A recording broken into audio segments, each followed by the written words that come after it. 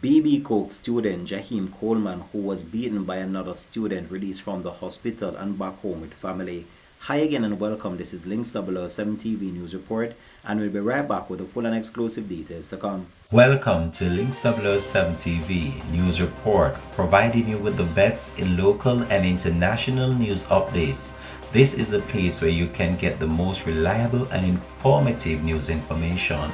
Links 007 TV News Report. Welcome back and thanks for joining us. This is Links 007 TV News Report. BB Coke High School student Jaheim Coleman is back at home resting after spending little more than a week in hospital, where he received treatment for severe wounds inflicted upon him by another fellow student.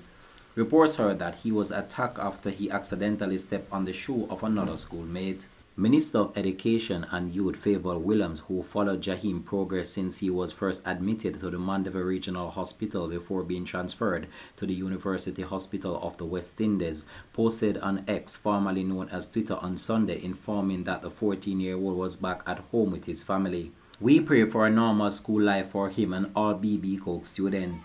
May there be no more bullying, only students caring for each other," the minister stated. Jaheim was reportedly attacked and beaten by a 15-year-old high school student on September 28 after he reportedly stepped on the shoe of the individual. He was left with severe head injuries and was initially rushed to a nearby medical facility by 5 of his classmates, who have since been widely recognized by the Prime Minister of Jamaica and Digicel. The 15-year-old boy, who is at the center of the attack, has since been charged with assault, occasion grievous bodily harm, has since appeared in court and posted bail in the amount of $300,000. Links 007 TV will continue to track this story and provide you with more information to come on this in a later newscast. Thanks for watching.